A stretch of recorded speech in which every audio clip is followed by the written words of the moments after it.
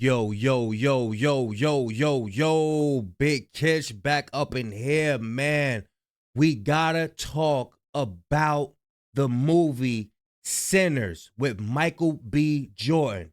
But today, y'all, we gonna reference the Bible with this movie, y'all, because there was so many biblical references in it. Oh my gosh, bruh. Y'all gotta watch this movie, y'all. Y'all know I'm like holding y'all. Without further ado, let's get it. Today, we diving into this movie, Sinners, y'all. I'm not just talking about a surface level review. Nah, we're gonna peel this one back with biblical lenses and unpack some crazy symbolism hidden beneath the surface.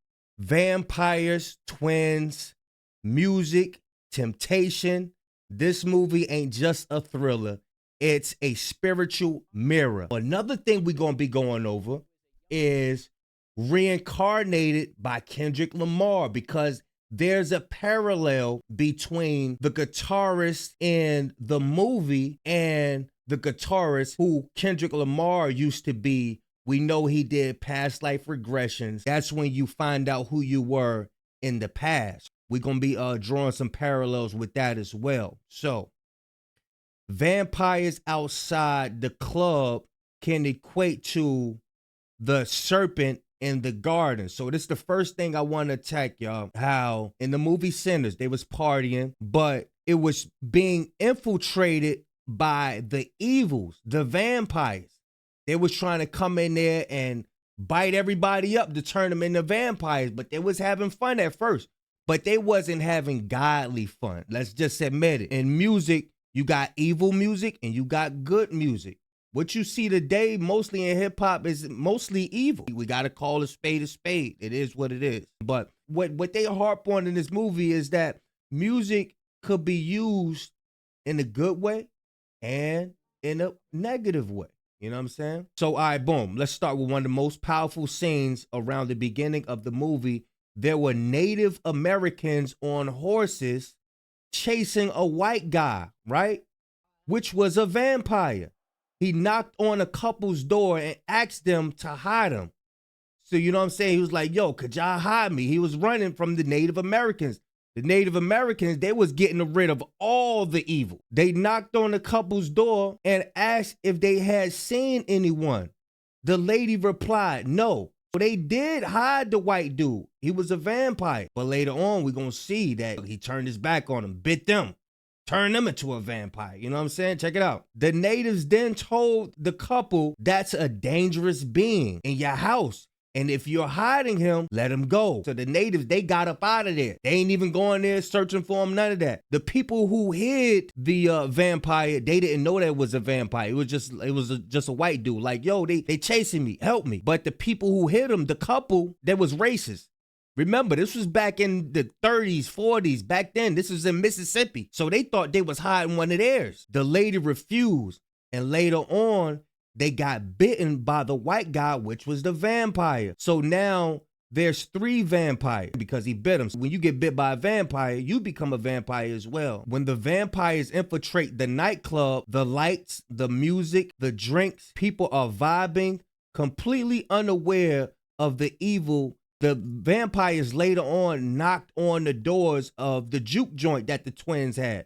We're going to break down how they got the juke joint and all of that. But we just want to tap on how the Native Americans was dealing with evils before we even got over here. This is just history. But some of us are natives and some of us was brought over here as well. The infiltration, that's Genesis 3 all over again. How the serpent came to the garden and infiltrated them. But the thing is God let that happen because we party in evil. We don't party worshiping God. We don't do that. When we in the clubs and all of that, we are partying in evil. That's why God allows evil to come overtake us. But if we partying and we praising God, that's when he put his shield over us. The serpent didn't show up with fangs or horns. He came with smooth words, deception, just like the vampires and sinners, seducing their prey. And just like Eve was drawn in by the beauty of the fruit, the people in the club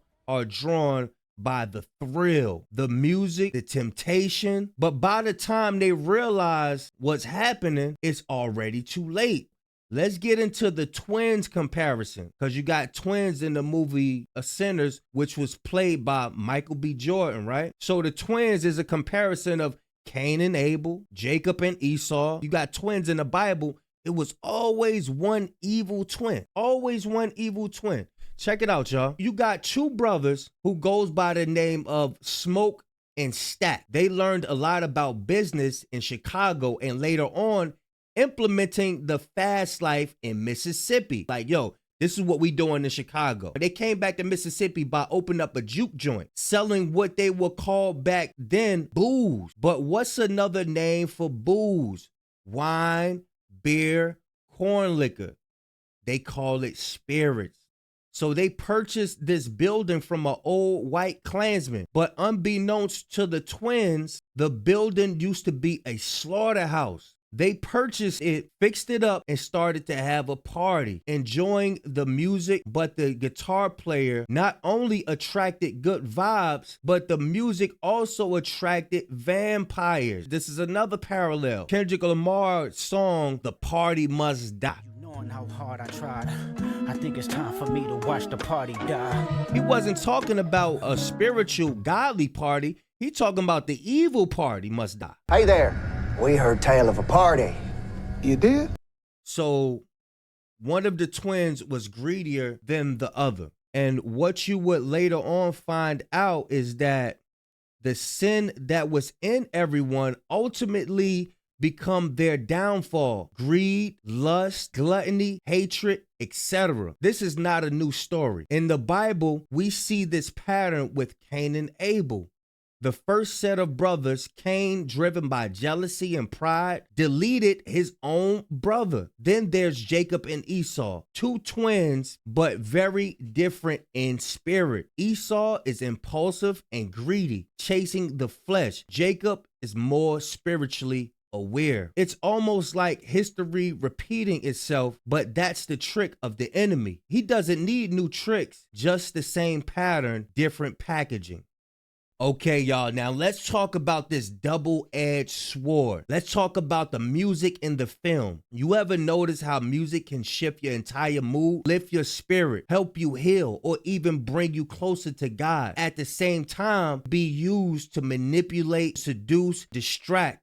Now let's talk about this musician. This guitarist, who is the twins' little cousin, could play the guitar very well. The guitarist's father is a preacher who has his own church, and he understands how the music can be dangerous. And he asks his son, when will you repent and come back to the church and stop playing music for the sinners? My father kicked me out the house because I wouldn't listen to him. I didn't care about his influence, only loved what I was doing. And this is where we draw the parallels between the guitarist in the movie Sinners and the guitarist in the Kendrick Lamar song Reincarnated. There's a part where Kendrick talks about being a guitarist in his past life. Gifted as a musician, I play guitar on a grand level. The most talented where I'm from, but I had to... Not just playing music, he's not just performing, he's channeling spirits like he's a vessel. And that's the connection right there. Kendrick talks a lot about duality, about struggling between the light and the dark. That's exactly what the guitarist in Sinners represent, y'all. Who's really playing the strings? Is it the artist, or is it something else using the artist? That's the danger of unchecked creativity. When you don't guard your gift, it can be hijacked. All right, let's talk about spiritual warfare. This is the final takeaway, y'all. Sinners isn't just a horror film. It's a spiritual message in disguise. It shows us what happens when we dance too close to the edge. When we ignore the signs, when we follow feelings instead of discernment. Check it out. The vampires aren't just monsters. They're symbols of addiction, pride, temptation. And just like in the Bible, there's always a choice. The tree, the sacrifice, the path of Cain and the path of Abel. We live in a world that feels like the nightclub every day. Loud music, flashing lights, distractions everywhere. But we have to stay awake. We have to discern what's real from what just looks good. Sinners is entertainment, but also a wake-up call. The question is, will we pay attention? Let me know what y'all think in the comment section, man. Big Kish signing out. I'm going, y'all.